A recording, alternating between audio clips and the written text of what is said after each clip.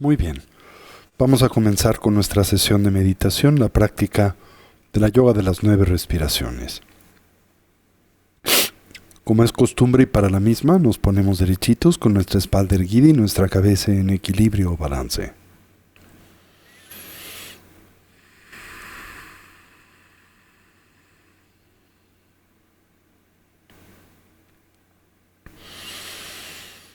Comencemos por evocar introspectivamente una imagen mental de nuestra forma física.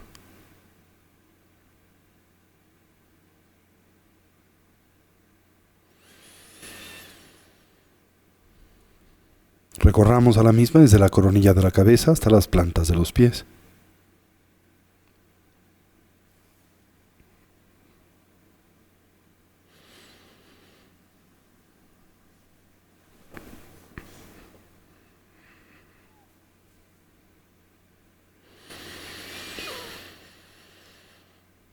Imaginemos cómo ésta se transforma en una silueta luminosa y translúcida ausente de sustancialidad, con la forma y en la postura de los 7 puntos comúnmente asociada al Buda Vairochana.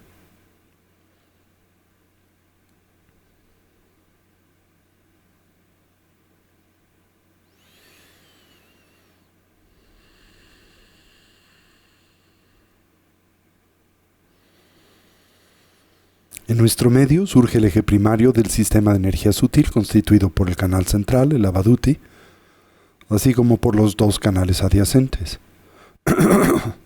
El masculino, Rasana, y el femenino, Lalana.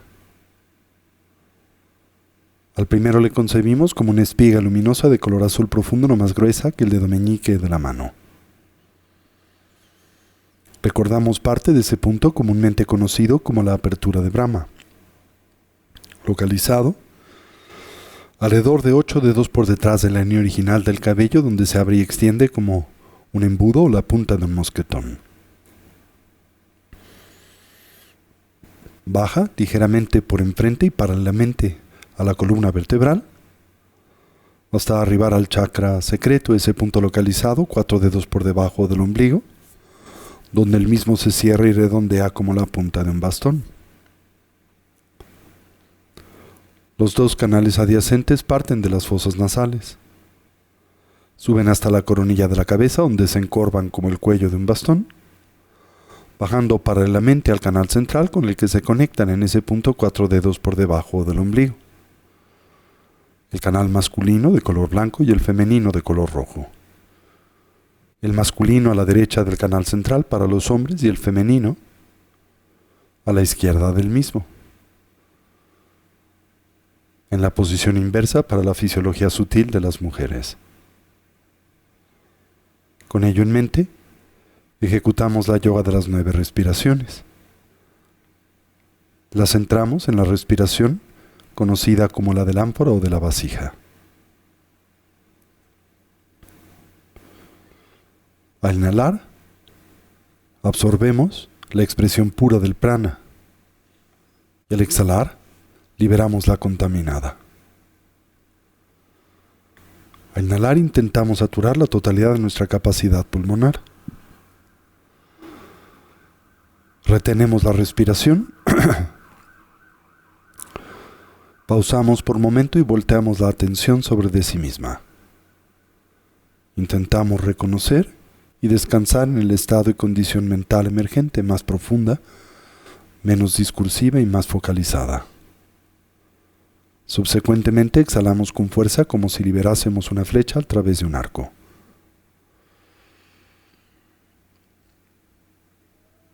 Permitimos de nosotros salga 30% del prana presente en la parte superior del cono pulmonar, con el objetivo de fortalecer al viento de sabiduría, el Yeshe-lung, comúnmente presente en el medio del canal central.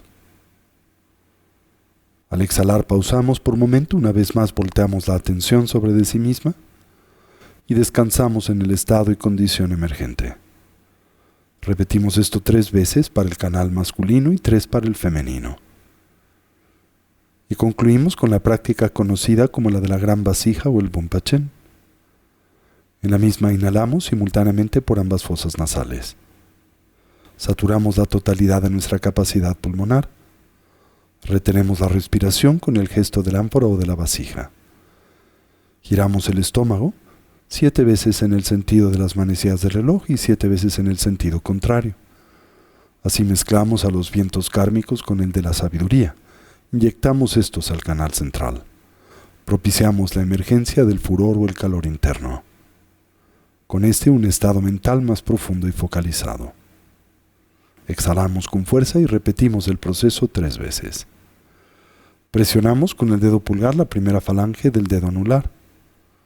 Le abrazamos en el conocido puño adamantino manteniendo los dedos índices ligeramente extendidos. Y así ejecutamos la yoga de las 9 respiraciones.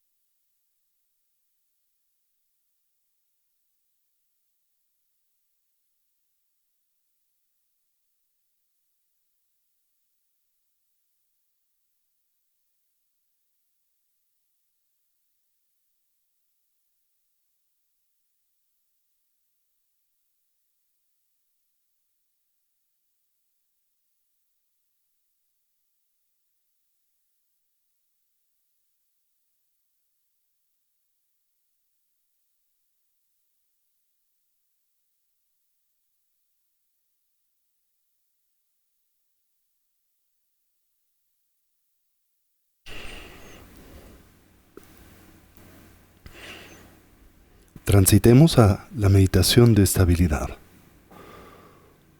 La práctica de la recolección del respirar. En esta, cualquier idea, sensación o estímulo que en nosotros surja la observamos y liberamos. Consciente y lúcidamente intentamos dejarla pasar sin elaborar sobre de la misma. Con suavidad y naturalidad volvemos la atención o recolección sobre el flujo natural de la respiración. Simultáneamente atendemos a la esfera de las sensaciones táctiles, en especial aquellas naturalmente asociadas a la respiración, comenzando por la relajación. Recorramos a nuestro cuerpo desde la coronilla de la cabeza hasta las plantas de los pies. Y ahí donde hallemos o identifiquemos cualquier elemento o rastro de ansiedad y tensión, relajémoslo. Si se nos facilita y como un medio hábil a inhalar, imaginemos en nosotros penetra luz y claridad. Concibamos cómo la misma se vierte sobre de esos puntos de tensión y ansiedad.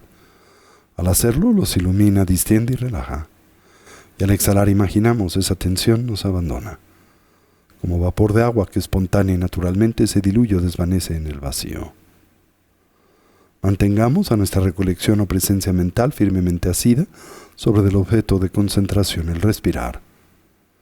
Mientras cultivamos una actitud de atención introspectiva, dirigida hacia la emergencia de los diferentes obstáculos que sabemos dificultan, obstruyen y se obnubilan la práctica, sobre los que aplicamos sus respectivos antídotos. De experimentar extremidad nos concentramos en la exhalación, la sensación gradual o progresiva de tranquilidad y relajación que le acompaña, y de ser presas del hundimiento mental, el sopor sueño o la mera pérdida de claridad, nos concentramos en la inhalación, en la viveza y en la alerta en la claridad mental que ésta propicia. Orientemos a nuestra mente y cuerpo hacia su estado natural del todo relajado, libre de tensión, estable y quieto, dotado de claridad, alerta y una actitud de vigilancia, mientras atendemos a la respiración sin aferramiento y sin distracción. Establezcamos una transición entre la agitación o el cansancio de la tarde y el estado mental de atención y concentración necesario para el cultivo de las 3 sabidurías. La sabiduría del escuchar que nos conduce a la transformación conceptual, la del análisis y la investigación que nos permite fortalecer a la experiencia, y la de la meditación que nos conduce a su integración. Con esta instrucción presente en silencio y por unos minutos, dediquémonos al cultivo de esta dimensión y aspecto de la práctica.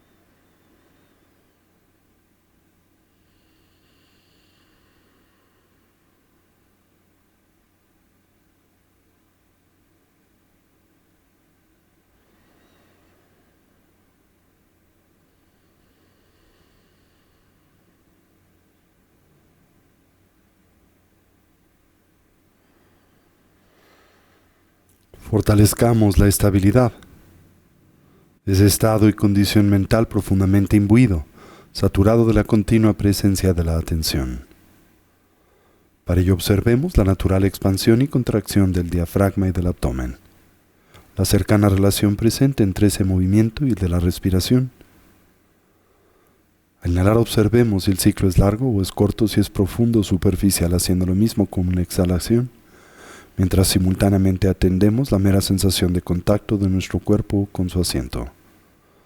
Una vez más de experimentar extremediación, nos concentramos en la exhalación y de ser presas del hundimiento mental, la inhalación.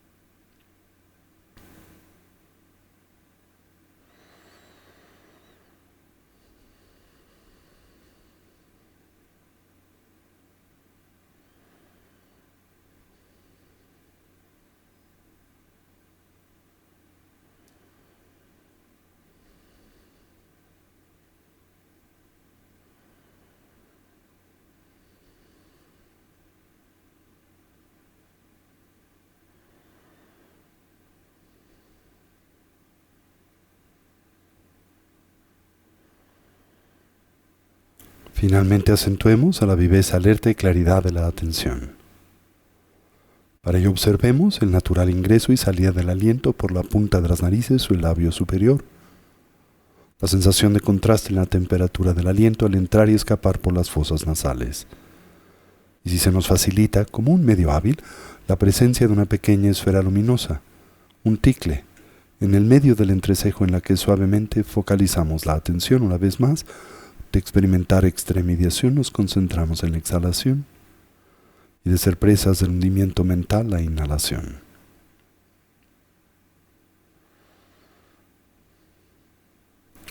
Durante el transcurso de la práctica contemplativa, fortalecemos la recolección y la introspección. Recordamos la importancia que estos dos factores de la conciencia tienen en el desarrollo contemplativo. El primero nos permite firme y cercanamente asirnos al objeto de atención o interés, de perderlo, recuperarlo y de olvidarlo, recordarlo. Mientras que el segundo nos permite monitorear la coherencia y continuidad de la atención. Al ver la misma fragmentada, aplicar los antídotos adecuados o pertinentes.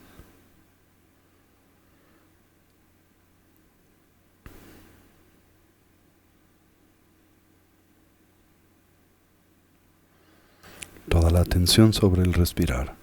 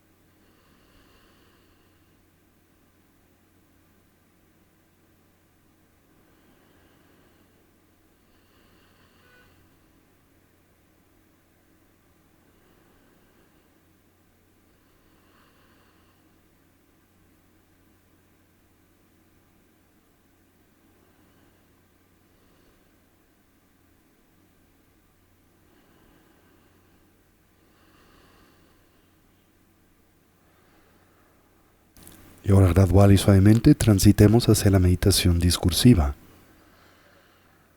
Centrémonos en los 4 pensamientos que orientan y motivan a nuestra mente hacia el despertar. Comencemos por lo preciado de la vida humana. Reconozcamos su rareza, en realidad lo complejo y difícil que es obtener y asegurarla. Su fragilidad, lo fácil que es perderla, su transitoriedad. La gran oportunidad con la que en efecto contamos aquí y ahora, para intentar imprimir y así dotar a nuestras vidas de una dimensión y sentido de genuino significado, el que naturalmente asociamos a la consecución del bienestar genuino, a través del medio del estudio y la práctica del Buda Dharma.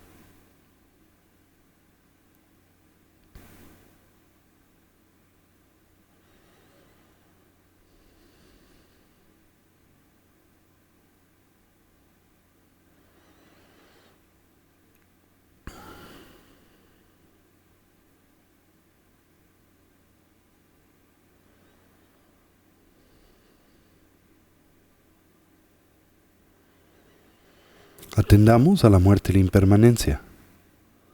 Como todo cambia y se transforma instante a instante, momento a momento, y como en realidad nada y nadie duran para siempre. En especial, señalemos a nuestra propia condición mortal.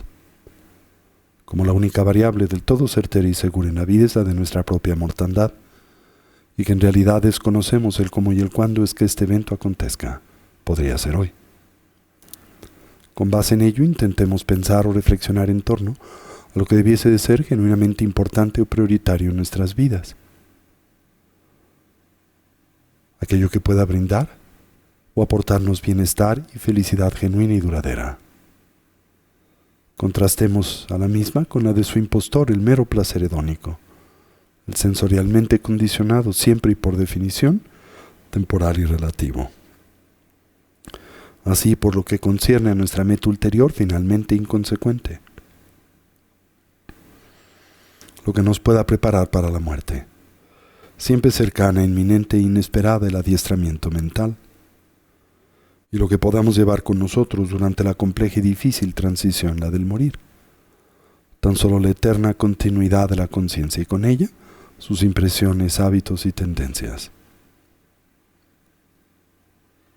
Determinémonos a fortalecer las virtuosas y positivas, a identificar, a debilitar y trascender las negativas.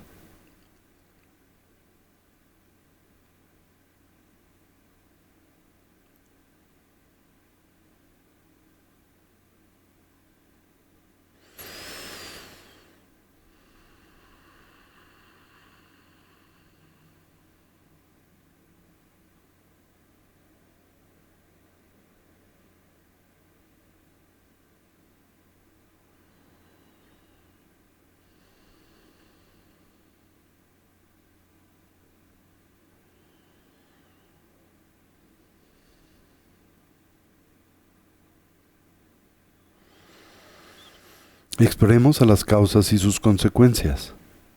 Como nuestro presente es el natural resultado de nuestra actividad pasada, la de mente, palabra y cuerpo. Como nuestro futuro será el efecto de la suma de nuestra actividad pasada y presente. Como todo lo que hacemos, pensamos y decimos se torna así en significativo, haciéndonos del todo plenamente responsables de nuestra propia vida y vidas, en especial de la experiencia que de estas derivamos, siempre personal, íntima y subjetiva.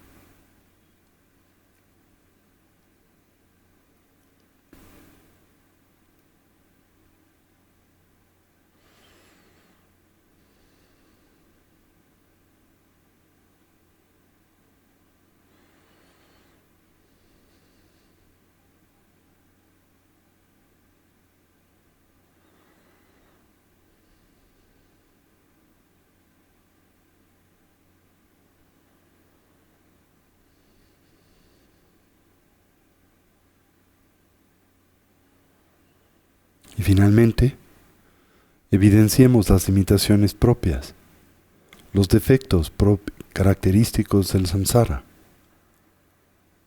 Como en este todos los seres sufren, como experimentan y transitan por un sinnúmero de dificultades, conflictos y problemas de la misma manera que nosotros.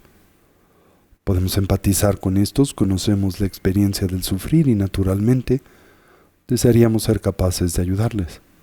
Mas reconocemos nuestras limitaciones presentes para hacer o lograr esto y es con ello en mente que volteamos nuestra atención en la dirección del refugio y que nos determinamos a establecer una orientación auténticamente positiva y segura en la vida, la que simbolizamos a través de la triple joya.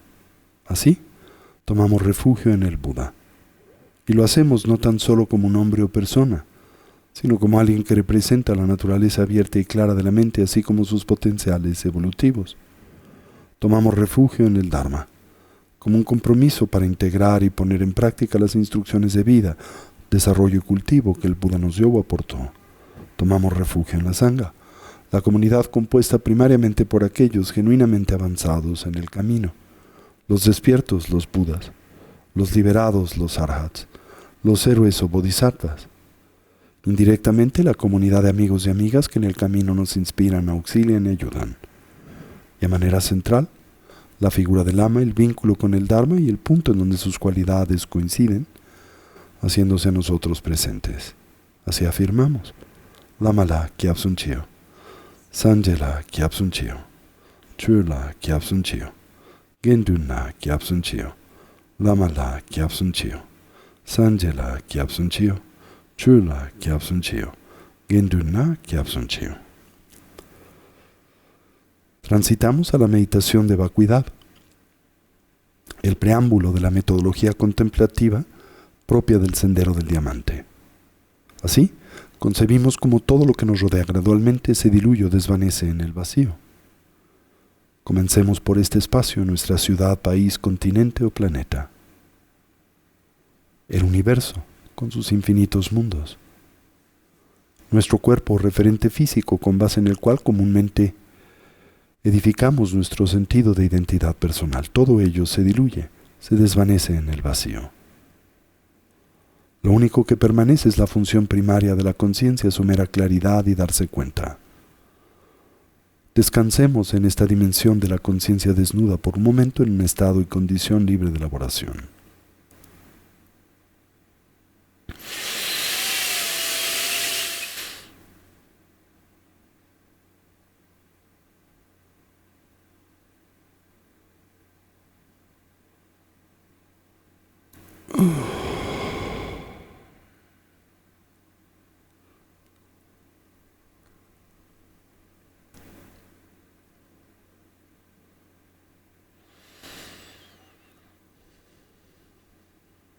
Abracemos ahora el Guru Yoga de Shakyamuni Buda.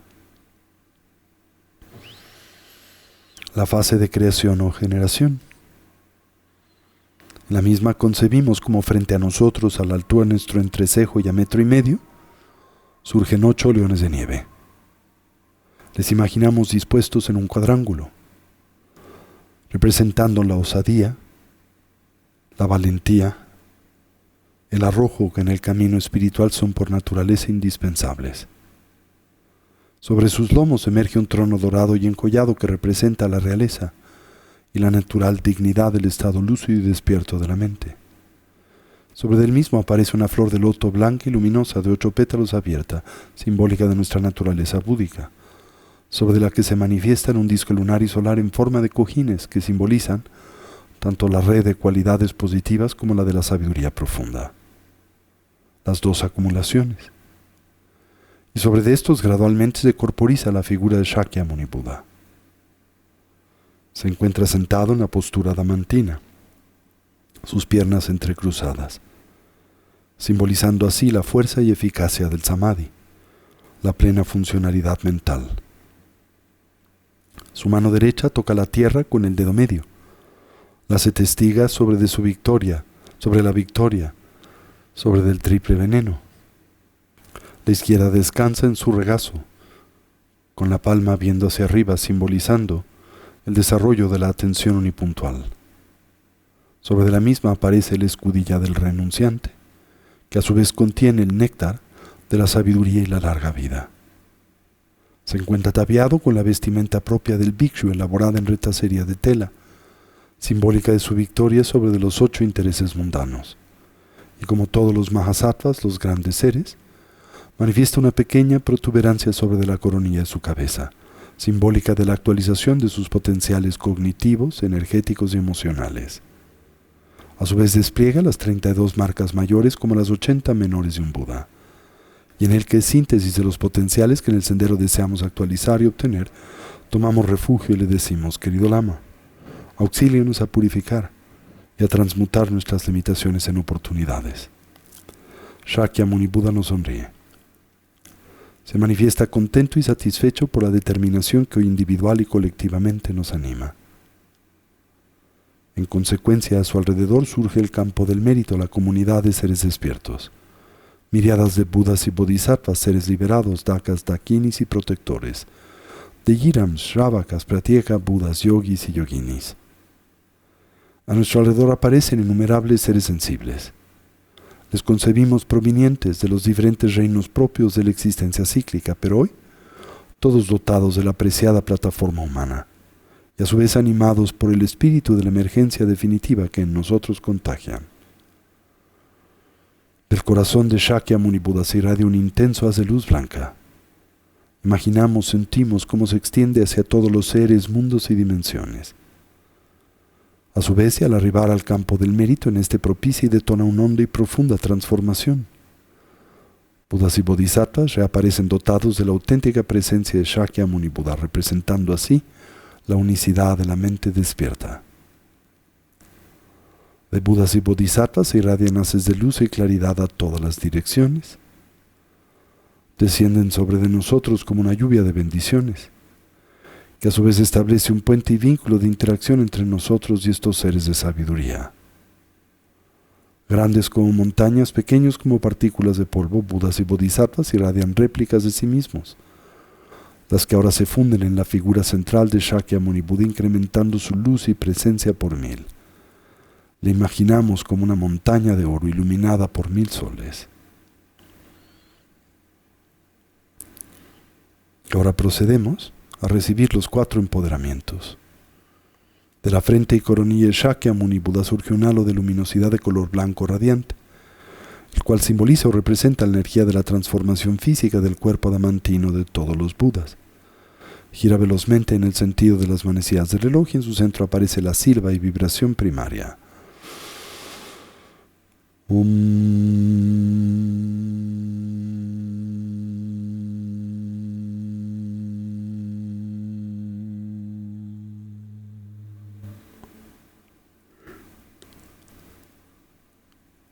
Un poderoso haz de esta luz y claridad es ahora irradiado de la frente del Buda hacia nuestra propia frente y coronilla.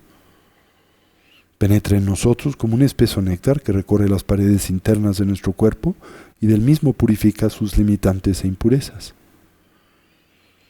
Imaginemos esto acontece en 3 etapas. En la primera, concibamos como nuestras limitaciones físicas presentes salen de nuestro cuerpo por las plantas de los pies, las palmas de las manos, los poros del cuerpo y el ano, como si se tratase de tinta negra y humo negro, que al abandonarnos y vertirse sobre la tierra en ella opera como un tipo de abono. Simultáneamente sentimos se purifican nuestras limitaciones físicas potenciales. Salen de nuestro cuerpo de la misma manera, pero ahora como pus, sangre coagulada y ennegrecida, que al abandonarnos también se desvanecen en el vacío.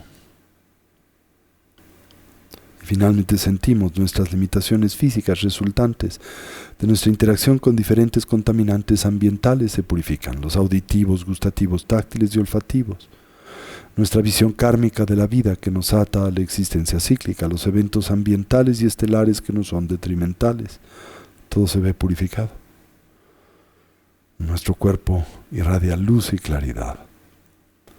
Este néctar nos penetra desde la coronilla de la cabeza hasta las plantas de los pies, nos inunda y en su superficie emergen todo tipo de alimañas que salen por nuestros ojos, oídos, boca y nariz, los poros de nuestro cuerpo y ano y se desvanecen en el vacío.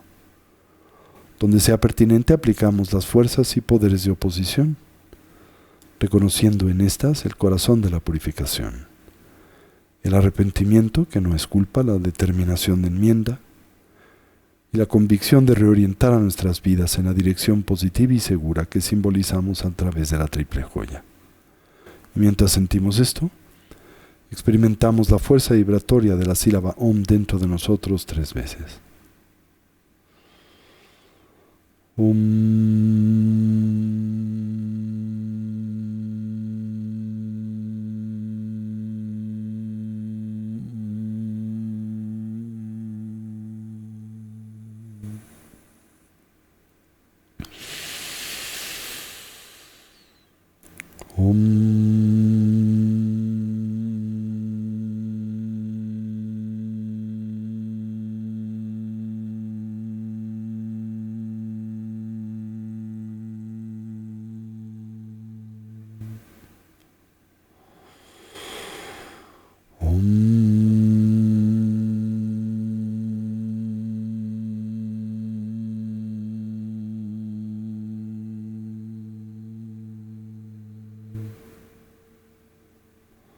Por el poder de la luz blanca, imaginamos, sentimos nuestras limitaciones físicas, las propias, las de los seres que nos rodean, se han visto purificadas.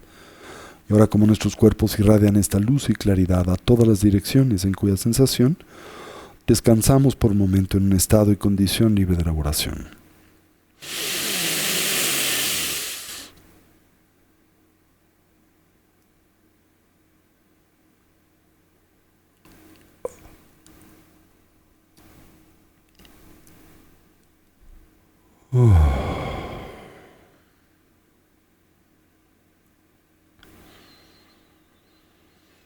Ahora imaginamos o sentimos como del área de la garganta del Buda surge un halo de luminosidad de color rojo o radiante, cual simboliza o representa la energía de la transformación verbal de la habla adamantina de todos los Budas. Gira velozmente en el sentido de las manecillas del reloj y en su centro aparece la sílaba y vibración.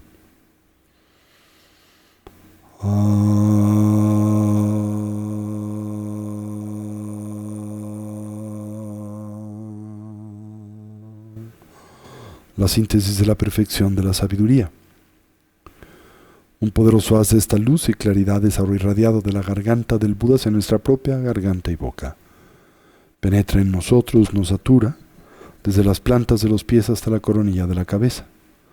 En la superficie de este néctar emergen esferas oscuras que recordamos representan nuestras limitaciones verbales o comunicativas. Toda tendencia hacia el uso de un lenguaje que divide y daña, que se muestra irreflexivo, que simplemente distorsiona y exagera la realidad, cuando se ve movido por fines autocentrados y egoístas. Donde sea pertinente aplicamos las fuerzas y poderes de oposición, el corazón de la purificación. Mientras sentimos esto, experimentamos la fuerza vibratoria de la sílaba A dentro de nosotros 3 veces.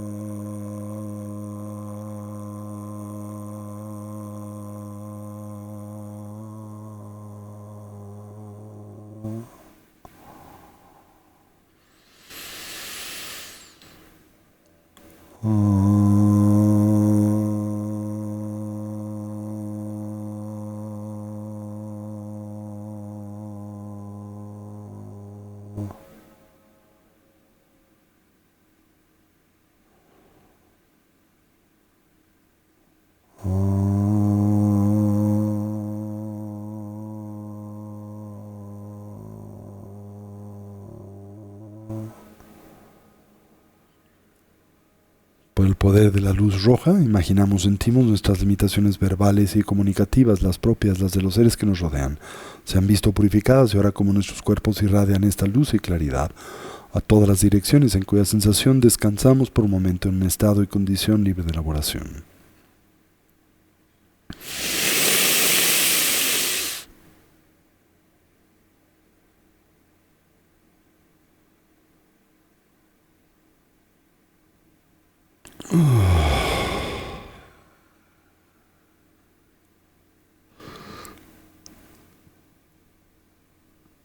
Y ahora imaginamos o sentimos como del área del pecho del Buda surge un halo de luminosidad, de color azul radiante, el cual simboliza o representa la energía de la transformación mental y emocional de la cognición adamantina de todos los Budas.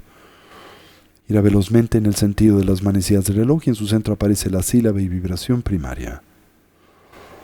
Un poderoso haz de esta luz y claridad es ahora irradiado del pecho del Buda hacia nuestro propio pecho, el de los seres que nos rodean.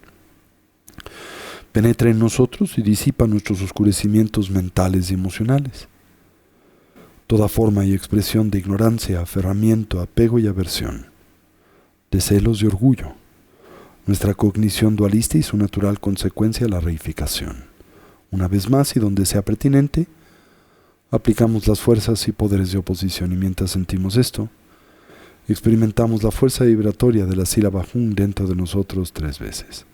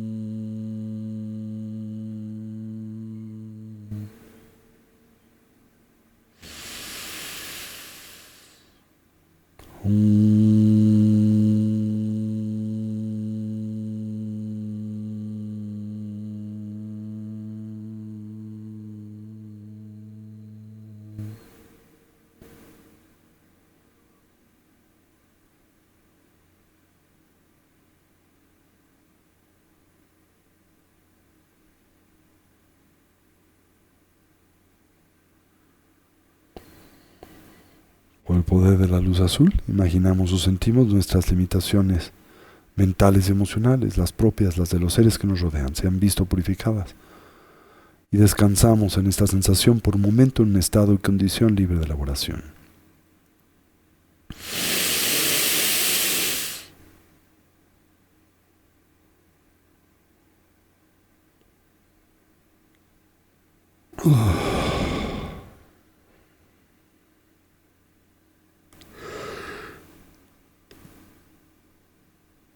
Ahora imaginamos o sentimos como estas tres luces son simultáneamente irradiadas del Buda hacia nosotros. Blanca por la frente, roja por la garganta, azul por el pecho en nuestros respectivos puntos. Cualquier remanente de nuestras impurezas físicas, mentales y comunicativas se ve purificado. En nosotros se plantan las semillas para la eventual consecución de los cuerpos de un Buda. Nuestro cuerpo se transforma en una matriz de luz y claridad multicolor, y mientras sentimos esto experimentamos la fuerza vibratoria de estas tres sílabas dentro de nosotros 3 veces.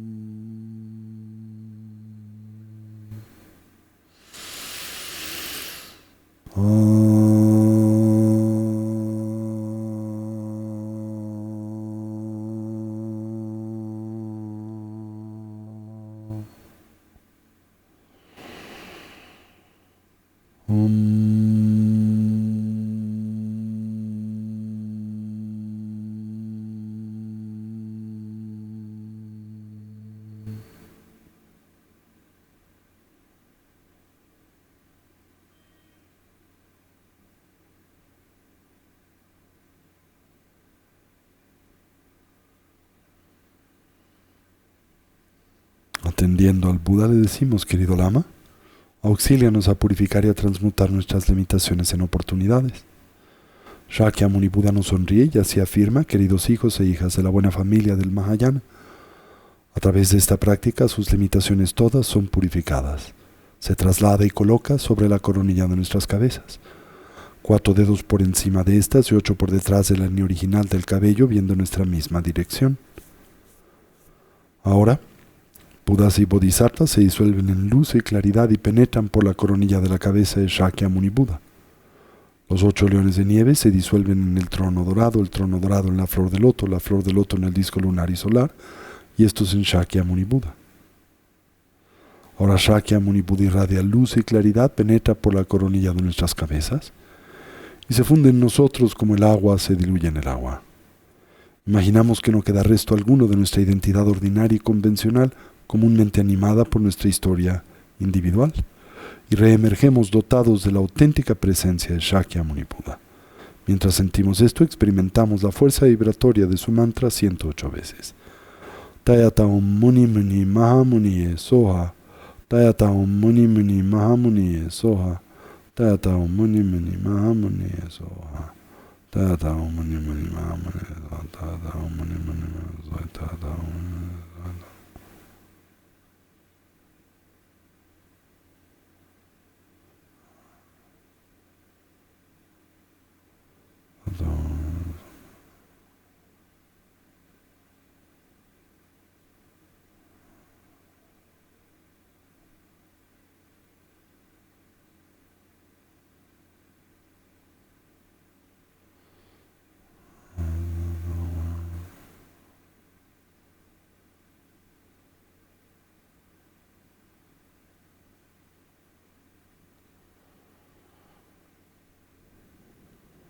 Tata Mani Mani Mahamuni So Tata Mani Mani Mahamuni So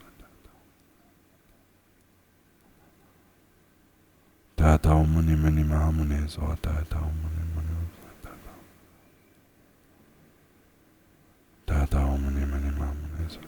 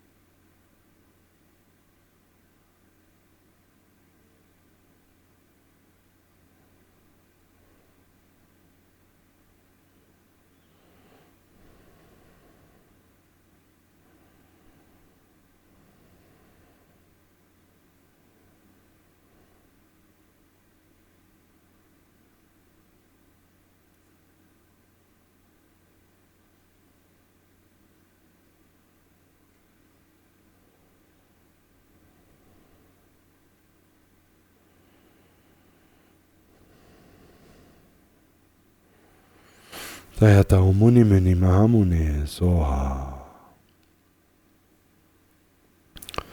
Ahora transitamos a la fase de perfeccionamiento. Imaginamos como en nuestro medio una vez más surge el canal central. Como acontece en el tránsito del dormir y el morir, vientos sutiles primarios y secundarios penetran por el canal central, emprendiendo su travesía hacia la gota indestructible. Las gotas neurales masculinas descienden por la parte superior del canal central de color blancas. Las gotas neurales femeninas ascienden por la parte inferior del canal central de color rojas. Y al arribar al área del pecho, presionan a la gota indestructible. En el instante en que escuchan el palmear de las manos, Shakyamuni Buda, que se encuentra en el centro del corazón con sus ojos bien cerrados, súbitamente los abre. Le emulamos. Vientos sutiles, primarios y secundarios penetran en el canal central. Y así surge la luz clara esencial de la mente por un instante. Intentamos reconocer y estabilizarla por un momento en un estado y condición libre de elaboración.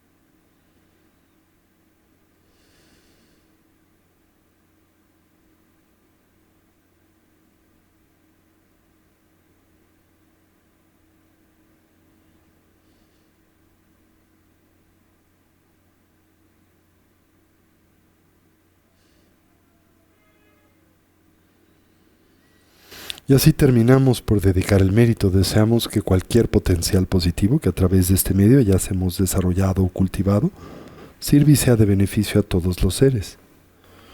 Que podamos todos actualizar nuestros potenciales como trascender nuestras diversas limitaciones.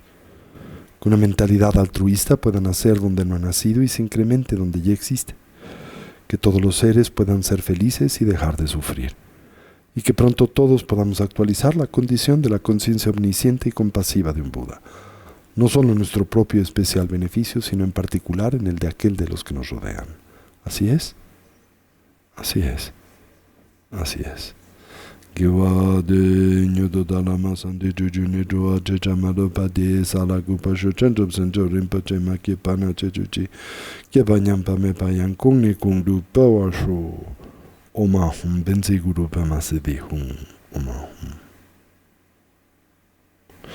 Y así incorporamos y traemos este espacio y lugar de nueva vez nuestra atención.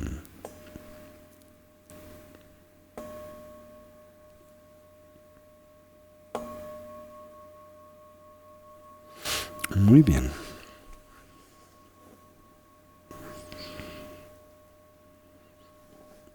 Bien, recordarán que hemos estado analizando el programa formativo y contemplativo conocido como el de las etapas del camino al despertar, el AMRIM.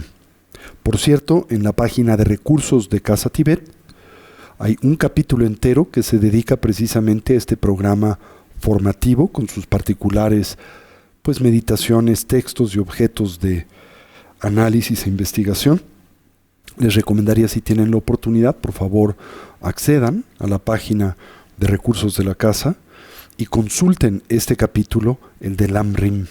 Viene acompañado de las meditaciones pertinentes, de diferentes guías de meditación que van a hacer mucho más fácil para ustedes el seguirlo. ¿Ok? Bien, recordarán que este programa se divide en 3 grandes etapas o categorías: las del practicante de capacidad inicial, las del practicante de capacidad intermedia y finalmente las del practicante de capacidad superior. El practicante de capacidad inicial es aquel o aquella que se vincula fundamentalmente tanto a la disciplina, estudio y práctica del Dharma con el objetivo de mejorar en buena medida su condición de vida actual, pero también consciente de la eterna continuidad de la conciencia y su naturaleza espiritual, como también de la estructura propia de la causalidad moral o el karma, pretende a través de este medio mejorar las condiciones que propician y detonan su vida futura o vidas futuras. ¿Sí? El practicante de capacidad intermedia es aquel o aquella que no solamente busca esta mejoría, sino más bien se ve animado por la determinación de trascender y escapar las limitaciones que son propias y al mismo tiempo endémicas a la existencia cíclica, a la vida condicionada, al samsara, ¿verdad?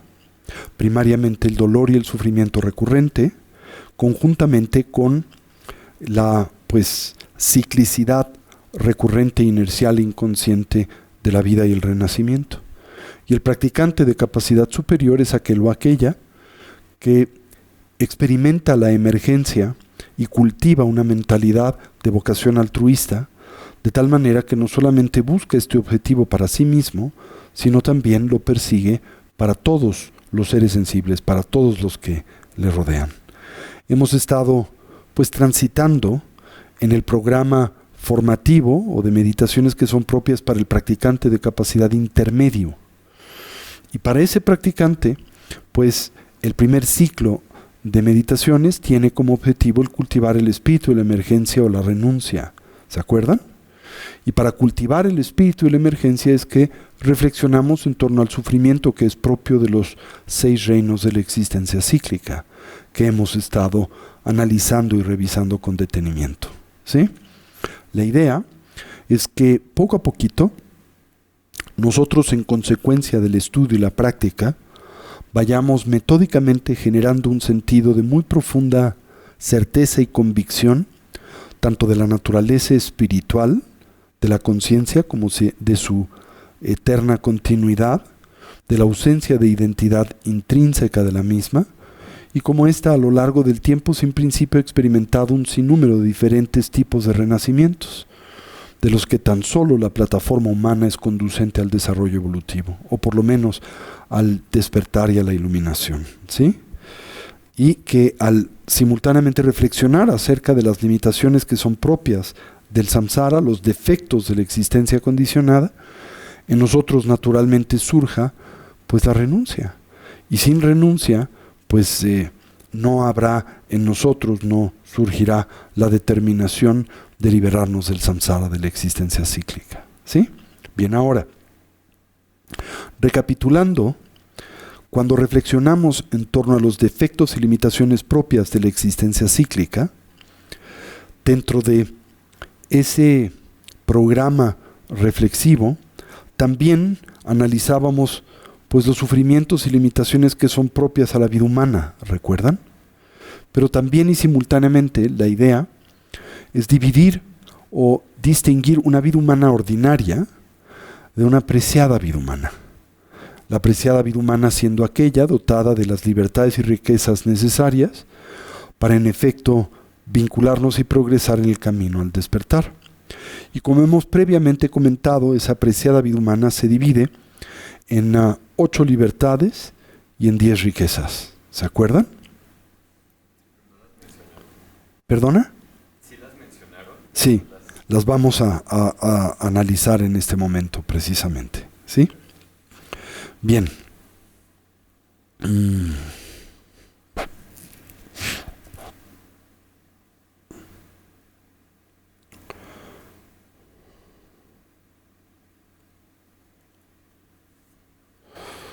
Ok.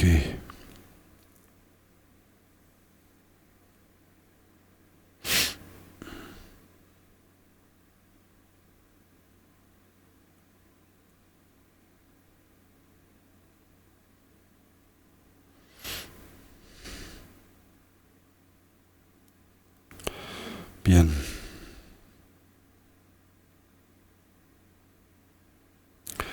Bien. Entonces, primero, hablemos de las 8 libertades que caracterizan a una preciada vida humana. Recuerden que aquí utilizamos este término, esta expresión preciada vida, de una forma muy particular y técnica, ¿sí? Precisamente le aprovechamos para tratar de señalar una condición vital que se concibe particular y especialmente favorable para el desarrollo evolutivo, para poder vincularnos con los senderos y poder recorrer los caminos que eventualmente desembocan en la liberación y en la plenitud del despertar y la iluminación. El sendero de la acumulación, el sendero de la preparación, el sendero del ver, el sendero de la meditación y final y concluyentemente el sendero del no más aprendizaje, de los que hablaremos más tarde, ¿sí? Ahora, para poder vincularnos y recorrer estos senderos requerimos naturalmente de una serie de condiciones. Y se dice que esas condiciones no están presentes ni en las plataformas que caracterizan a los renacimientos inferiores o desafortunados de la existencia condicionada, particularmente los del Kama Dhatu o el reino del deseo, las de los seres paranoides, las de los seres fantasmales o espíritus hambrientos y los seres animales, como tampoco están presentes en las condiciones superiores de la existencia cíclica y también del reino del deseo de la forma y sin forma, esto es, el renacimiento en la condición de un Ashura titán, de un ser en contienda, semidios o dios celoso, y la condición de un Deva o de un ser fulgurante. Para progresar en las etapas del camino al despertar se requiere de una condición en donde el dolor y el bienestar se encuentran en relativo equilibrio. Recuerden, en los renacimientos inferiores lo que se encuentra exacerbado es el sufrimiento, mientras que en los renacimientos superiores lo que se acentúa es el placer, ¿verdad? Ambas condiciones pues no favorecen el desarrollo evolutivo. Cuando nosotros nos vemos dominados por el dolor y el sufrimiento, difícilmente contamos con la mentalidad necesaria para recorrer las etapas del camino al despertar. Y cuando en contraste estamos distraídos por el placer extremo, especialmente el placer que es propio de la absorción meditativa, de los trances del shamatha, pues es muy difícil en esa condición generar renuncia y a través de ese medio cultivar pues los requisitos necesarios para lograr la liberación. Se afirma que es solo la condición humana y una cierta condición humana, la preciosa, en donde esas condiciones están presentes. Y esa preciada condición humana es una en donde nos vemos libres de ciertas limitaciones y al mismo tiempo estamos dotados de ciertos dones, ¿no? ¿de qué limitaciones nos vemos libres? Bueno, primero, no hemos nacido atormentados. No hemos nacido en una condición dominada, por ejemplo, por una estructura mental, cognitiva y emocional esquizoide o fantasiosa, como la que es propia de los seres paranoides, ¿verdad? En el contexto de la cosmología propia de la tradición budista india, ¿verdad? Y ya analizamos la condición de los narakas o de los seres paranoides previamente. Ahora, recordarán simultáneamente que comentábamos al explorar los 6 reinos de la existencia cíclica, que los podemos abordar tanto desde una perspectiva o dimensión ontológica como psicológica, ¿se acuerdan? Y que desde esa perspectiva nosotros, inclusive en nuestra condición humana, ya sea tenemos momentos en donde nuestra mentalidad se asemeja y nos acerca a la de los demonios, cuando la misma se ve dominado por la ira, el enojo o la aversión, o literalmente nuestra mentalidad está del todo dominada por ese registro mental y emocional, lo cual pone en riesgo nuestra condición humana y puede propiciar que durante el tránsito del morir nosotros precisamente la perdamos y experimentemos un renacimiento de ese orden o naturaleza. ¿Se acuerdan?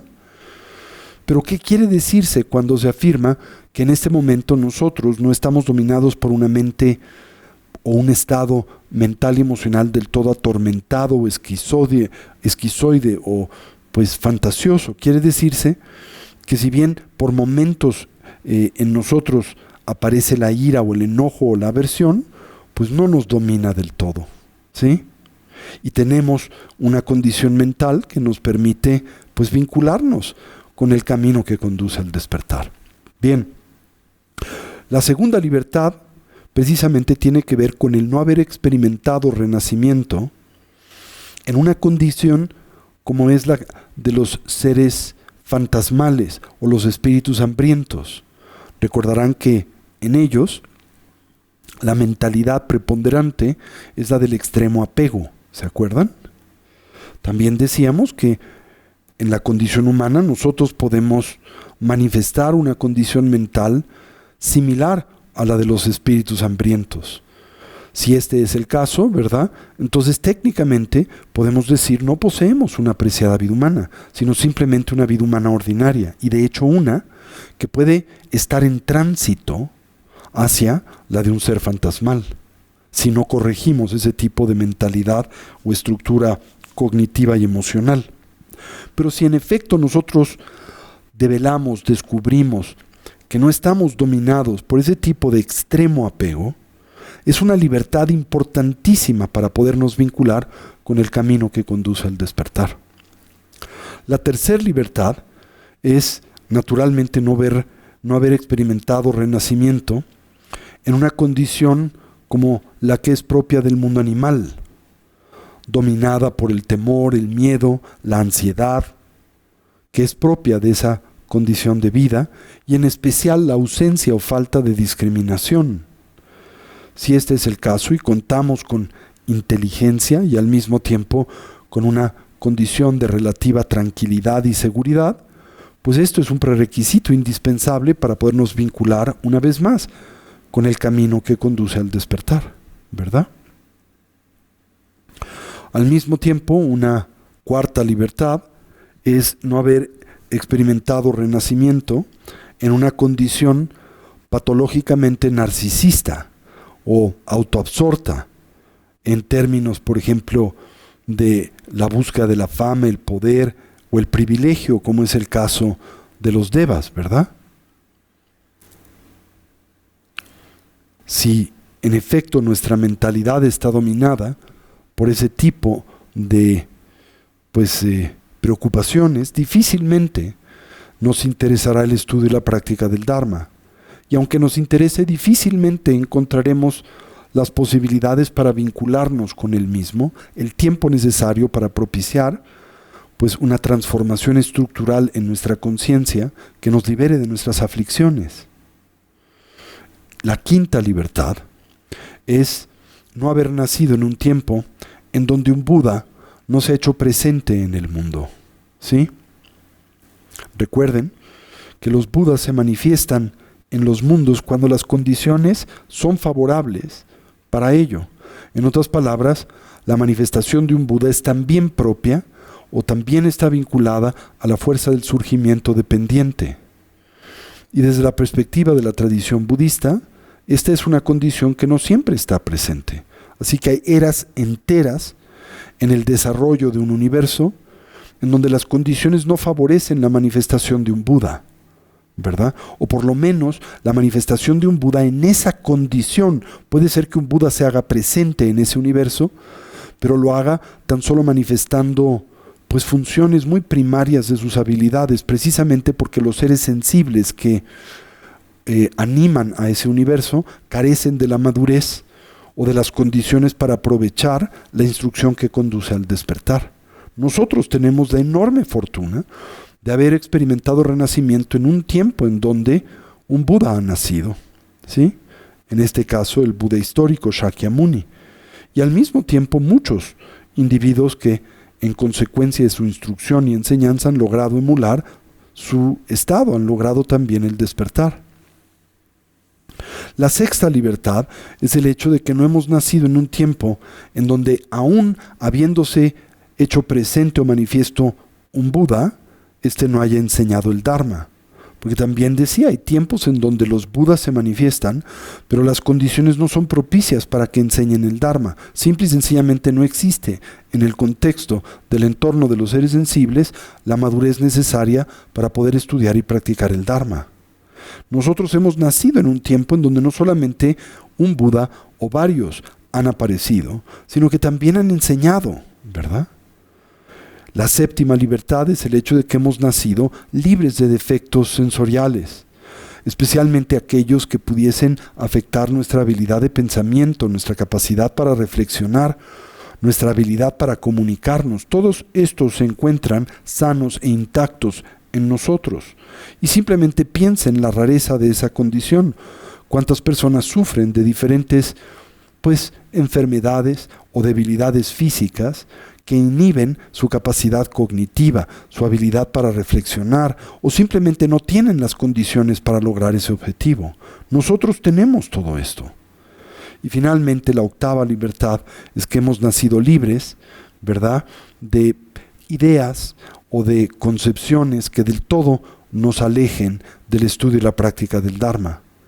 Si ese fuera el caso, si ustedes estuvieran dominados por ese tipo de mentalidad, pues naturalmente no se interesarían por el Dharma de forma o manera alguna. ¿Se entiende eso? Estas son las 8 libertades. ¿Sí? La libertad de haber precisamente evitado un renacimiento como es el que es propio de los seres paranoides, dominada por una mentalidad atormentada, esquizoide y fantasiosa, ¿verdad? El haber evitado el renacimiento como un espíritu hambriento o ser fantasmal con una mentalidad del todo dominada por el extremo apego y aferramiento. El haber evitado el renacimiento como un animal, una condición siempre limitada por la ausencia de inteligencia y capacidad de discriminación, como también atormentada por toda variedad de miedos y ansiedades. Hemos evitado experimentar renacimiento como un titán o una ashura, en cuya condición los celos y la competitividad en buena medida nos controlan y dominan. Y finalmente hemos tenido la fortuna de evitar el renacimiento como un deva, limitado este tipo de condición, forma de vida o renacimiento, por el extremo placer hedónico que dificulta en buena medida el desarrollo evolutivo, ¿verdad?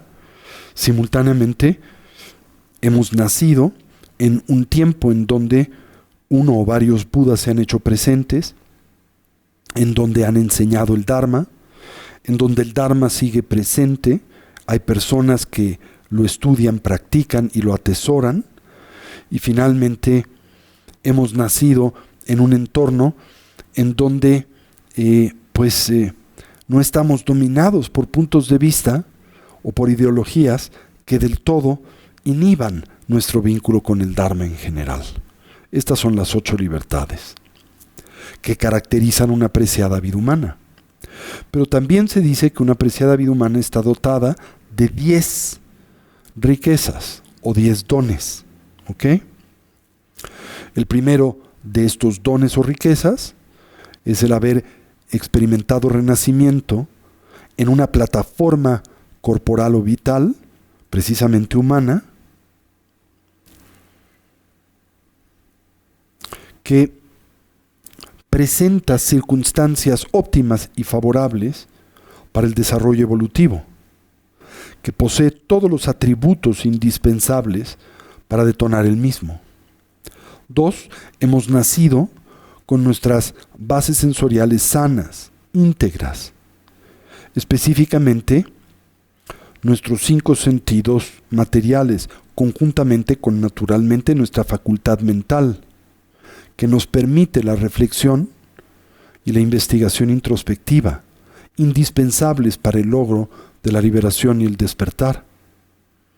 3, hemos nacido en un país y entorno, ¿verdad?, espiritualmente tolerante, porque, ¿verdad?, si hubiésemos experimentado renacimiento en un entorno en donde esa tolerancia no estuviera presente, pues nunca podríamos entrar en contacto con el Dharma, o el contacto con el Dharma naturalmente se dificultaría, como sucede, por ejemplo, a menudo en países totalitarios, ¿verdad? En contraste, nosotros hemos renacido en un entorno que facilita el estudio, la reflexión y la práctica del Dharma sin conflicto alguno. El cuarto es el hecho de que hemos nacido dotados de fe o una natural inclinación hacia el Dharma. Porque si nosotros no tuviésemos o contáramos con ese tipo de inclinación natural hacia el Dharma, pues naturalmente no nos habríamos topado con el mismo, o habiéndonos topado con el mismo no hubiéramos generado un vínculo con este, o aún de haber generado un vínculo con este, ese vínculo no sería profundo y duradero. El hecho de que nosotros nos hemos topado con el Dharma, tenemos interés en el mismo, y le hemos pues dado una posición importante en nuestras vidas, quiere decir que poseemos este don o esta riqueza, ¿sí? También se dice, quinto, que no hemos en el pasado reciente cometido ninguna de las 5 acciones de retribución kármica inmediata, porque de haber cometido cualquiera de estas 5 acciones, por naturaleza, no poseeríamos una apreciada vida humana. No hemos lastimado a un Buda, no hemos cometido ni el parricidio ni el patricidio, esto es, no hemos matado a nuestra madre o a nuestro padre, no hemos matado o lastimado a un ser liberado, ni hemos ocasionado o propiciado una división en la comunidad espiritual. Todas estas son acciones extremadamente graves y por lo tanto acciones que inhiben la bodhicitta en esta vida, ¿sí? Y debido al hecho de que estas acciones crean un karma pues muy negativo, comúnmente se dice que el mismo nos conduce automáticamente, sin mediación, durante la transición del morir, a los reinos inferiores de existencia, particularmente los reinos de los seres paranoides. Sexto, hemos nacido en un tiempo en donde un Buda ha aparecido. Recuerden que esto se concibe como una condición auspiciosa porque hay eras enteras en donde los Budas no aparecen, ¿sí? Literalmente eras oscurantistas en donde las circunstancias que favorecen el Dharma no están presentes, ¿verdad? En donde los seres despiertos no se hacen manifiestos y por lo tanto nosotros no tenemos acceso a las enseñanzas. Séptimo, hemos nacido en un tiempo en donde no solamente un Buda ha aparecido, lo cual es increíblemente raro y auspicioso, sino también en un tiempo en donde ese Buda ha puesto en movimiento la rueda del Dharma, ha enseñado. Y en nuestro caso hay una fortuna adicional, en un tiempo en donde ese Buda ha puesto en movimiento las 3 ruedas del Dharma, la de las enseñanzas fundacionales, la de las enseñanzas Mahayana y la de las enseñanzas extraordinarias del Tantra. Se dice que aún en el futuro, cuando Budas se manifiesten en este o en otros mundos, no siempre pone en movimiento todas las ruedas del Dharma y especialmente aquellas que corresponden al Tantra. Esta es una instrucción especial que requiere de ciertas condiciones y madurez en el mundo que es rara de obtener, ¿no? Así que esta es una libertad, un don extraordinario, un tesoro extraordinario, ¿sí? Al mismo tiempo, octavo, hemos nacido cuando el Dharma todavía florece, en oposición a un tiempo en donde el Dharma se encuentra en declive o en un proceso importante de distorsión y degeneración, ¿verdad? En donde quizá tan solo queda como una especie de recuerdo literario, pero ya no como una experiencia de vida, algo que es puesto en práctica por practicantes que todavía obtienen el logro a través de ese medio. Noveno, pues hemos nacido cuando todavía hay personas que atesoran el Dharma, lo han puesto en práctica y obtienen el logro del mismo, ¿sí? Y quienes sirven como nuestras guías durante la ausencia del Buda. Y décimo, hemos nacido en un tiempo en donde todavía existe una comunidad espiritual de personas con una mentalidad afín a la nuestra, que naturalmente exaltan y apoyan nuestro estudio y práctica del Dharma, ¿sí? ¿Por qué? Porque sabemos cuán difícil es practicar pues de forma individual y solitaria. Es un reto muy importante, ¿sí? Y también decimos que enlistamos estos dones o libertades, las dividimos en dos categorías, lo que llamamos las libertades personales y las libertades circunstanciales, ¿verdad? Las 5 libertades personales, pues es el haber nacido con un cuerpo humano sano y funcional, ¿verdad? Con nuestros sentidos intactos, específicamente el mental, en un país espiritualmente tolerante, con una mentalidad inclinada hacia el estudio y práctica del Dharma, y sin haber cometido ninguna de las 5 acciones de retribución kármica inmediata. Y las ambientales, no solo estas son personales, los dones circunstanciales, es haber nacido en un tiempo en donde un Buda ha nacido, donde ha enseñado, en donde sus enseñanzas siguen vivas y florecen, en donde hay personas que las ponen en práctica y las atesoran y obtienen el logro a través de las mismas, donde hay una comunidad espiritual que atesora ese don y que lo hace accesible a nosotros. Ahora, si lo piensan, todas estas libertades son en extremo difíciles de obtener, ¿sí? Pero al mismo tiempo, y si lo conciben, aún teniéndolas, son en extremo frágiles y fáciles de perder, ¿no? En un instante, cualquiera de estas o todas pueden perderse. Así que si contemplamos este régimen introspectivo, si nos abocamos a la meditación sobre el mismo, ¿qué es lo que va a producirse? Pues precisamente el espíritu de la emergencia, la renuncia, que nos va a conducir a aprovechar esta vida y a dotar a la misma de genuino significado. Generalmente acompañamos este régimen con otros 3 procesos introspectivos: la reflexión en torno a la muerte y la impermanencia, particularmente la que se concentra en la meditación de las 3 raíces o las 9 causas las 9 causas en torno al morir, la meditación del karma, las causas y su consecuencia, y la meditación de los defectos del samsara o de la existencia condicionada, ¿sí? Estos son los pensamientos que orientan y motivan a la mente al despertar. Y bien, ¿a qué nos conduce este régimen introspectivo? Al refugio, a tomar refugio en la triple joya. Ahora, el concepto de refugio, si lo piensan, no trátase de algo del todo nuevo, ¿no? A lo largo del tiempo, sin principio, nosotros todos hemos tomado refugio en toda una variedad de diferentes objetos y condiciones temporales, ¿no? Hemos tomado refugio en una casa, hemos tomado refugio en un trabajo, hemos tomado refugio en una persona, hemos tomado refugio en toda variedad de objetos materiales, ¿no es cierto? En un amigo. Y bueno, el problema con ese tipo de refugio es que es un refugio que tan solo pues, nos puede aliviar temporal y relativamente de los defectos del samsara y de las limitaciones que son propias de la existencia condicionada. La tradición budista plantea que existe un refugio infinitamente más profundo y eficaz, y es precisamente el refugio en la triple joya. En la joya del Buda, el estado lúcido, despierto y plenamente actualizado de la mente o conciencia. El refugio en el Dharma, los métodos que conducen a la actualización de la condición y el estado de un Buda, particularmente el triple entrenamiento superior.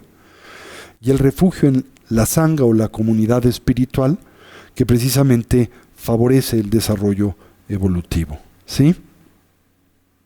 En la tradición de las etapas del camino al despertar, nutrimos esta reflexión introspectiva a través de reflexionar acerca de las causas por las cuales nosotros debemos de buscar dicho refugio, ¿no?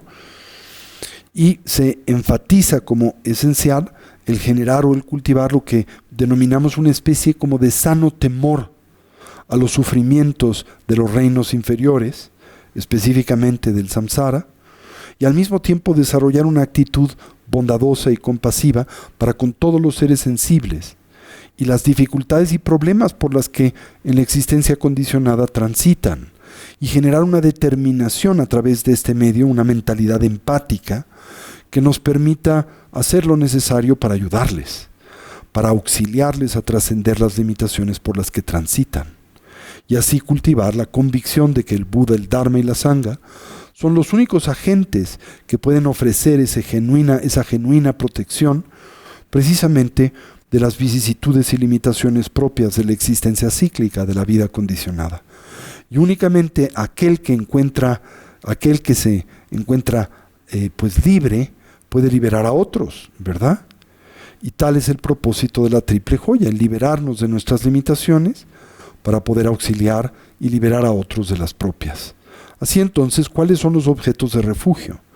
Decía, el primero es el Buda, el ser completamente purificado, total y completamente desarrollado, evolucionado, la mente omnisciente y compasiva del despertar. El Dharma, ¿verdad?, que representa los medios que naturalmente nos conducen al entendimiento de la realidad, y a través de ese medio, la superación y trascendencia de la ignorancia que nos ata al sufrimiento. La Sangha, que es la comunidad espiritual que dividimos en dos, el Arya Sangha, que es la comunidad de aquellos que han logrado la liberación de la existencia cíclica a través de trascender el velo de las aflicciones y entender la realidad, ¿verdad? Como lo que simultáneamente describimos de una forma más primaria y modesta, la comunidad de las 10 direcciones o de las 4 direcciones, norte, sur, este y oeste, que representa a todos aquellos individuos en cuya mera presencia en nosotros surge un deseo genuino de mejorar, ¿verdad? Esas personas también las consideramos como parte de la Sangha, aunque una Sangha disminuida, no una Sangha del orden del Arya Sangha, que es la Sangha constituida, insisto, por los seres que han logrado la liberación. Ahora, para que en nosotros se fortalezca el refugio, naturalmente se dice en la tradición de las etapas del camino al despertar, debemos de reflexionar acerca de cuáles son las cualidades que son propias de un Buda, las cualidades que caracterizan al Dharma y finalmente las que son pues también propias de la comunidad espiritual o la Sangha, para a través de este medio generar primero lo que llamamos la fe de la admiración, que siente gozo y felicidad hacia la triple joya, la fe de la aspiración, que nos conduce a emular las cualidades que representamos a través de la triple joya, y la fe de la convicción, que establece a la triple joya como base válida de refugio, ¿no? Estos 3 diferentes niveles de fe o convicción son fundamentales para el practicante espiritual. La fe de la admiración, que siente gozo y felicidad hacia el Buda, el Dharma y la Sangha. La fe de la aspiración, que precisamente desea emular y obtener las cualidades que caracterizan a la triple joya, sobreentendiendo que son unas que el individuo puede actualizar y emular, y la convicción que establece a las tres joyas como base válida de refugio, como algo que en efecto representa una dirección genuinamente positiva y segura en la vida.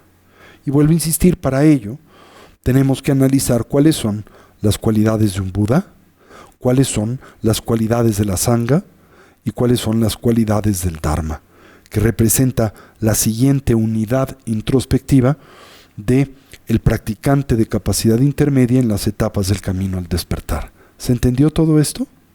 En síntesis, en esta dimensión, la del practicante de capacidad intermedia, el objeto central a cultivar y fortalecer es el espíritu de la emergencia definitiva o la renuncia.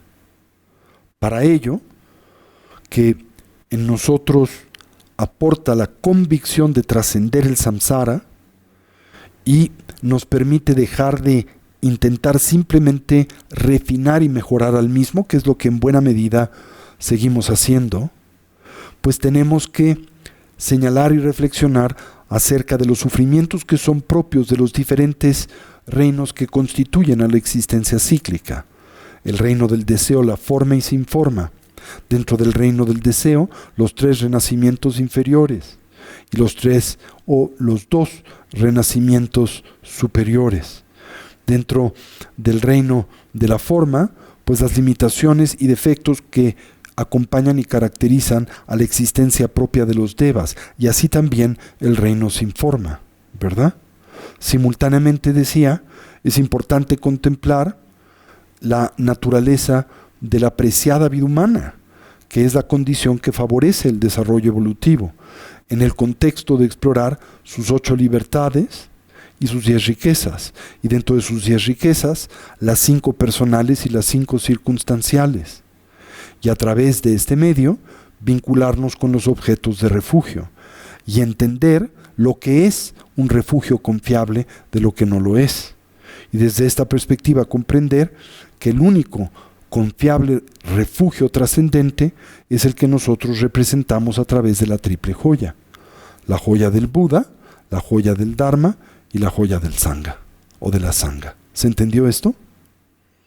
Ahora es súper importante que, independiente a lo que aquí presento, esto no genera pues ningún efecto en ustedes. Tienen que pues involucrarse en el examen introspectivo de estos temas de meditación, hasta que los mismos, por su naturaleza, en ustedes propicien y detonan la mentalidad correspondiente.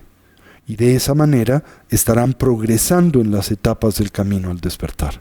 ¿Ok? Ahora, ¿cuáles son las cualidades de la triple joya? Que es también un objeto muy importante de análisis y reflexión introspectiva.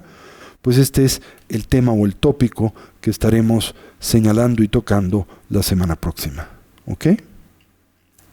Insisto, por favor, si tienen la oportunidad, accedan a la página de recursos de Casa Tibet, al capítulo de el Amrim, y pues enriquezcan lo que estamos presentando en clase con todo el material que con mucho esfuerzo hemos recabado para enriquecer nuestro programa de formación contemplativa, y particularmente en este contexto, el programa de las etapas del camino al despertar. Ahí vienen todas estas meditaciones, todos estos métodos de análisis, vienen guías, vienen explicaciones muy detalladas, con el objetivo de que ustedes puedan pues hacer propio este conocimiento y a través de ese medio propiciar que detone el espíritu de la emergencia, que es el objetivo de esta dimensión de el camino y de esta etapa del sendero al despertar. ¿Ok? ¿Sí? ¿Claro? Bien. Entonces terminemos aquí dedicando el mérito y, como siempre, deseando que cualquier potencial positivo que a través de este medio hayásemos desarrollado o cultivado, que sirva y sea de beneficio a todos los seres.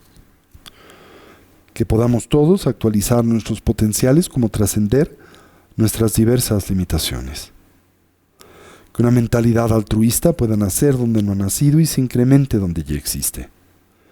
que todos los seres puedan ser felices y dejar de sufrir, y que pronto todos podamos actualizar la condición de la conciencia omnisciente y compasiva de un Buda, no solo en nuestro propio especial beneficio, sino en particular en el de aquel de los que nos rodean.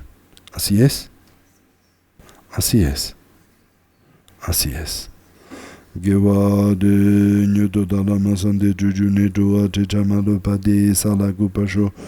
Chanchob Sancho Rinpoche Makie Pana Chechuchi Gyapanyam Pame Payan Kongne Kongdu Pawasho Omahum Benzi Guru Pamasedi Hum Omahum. Pues muchísimas gracias y nos veremos, espero, la semana próxima. Gracias.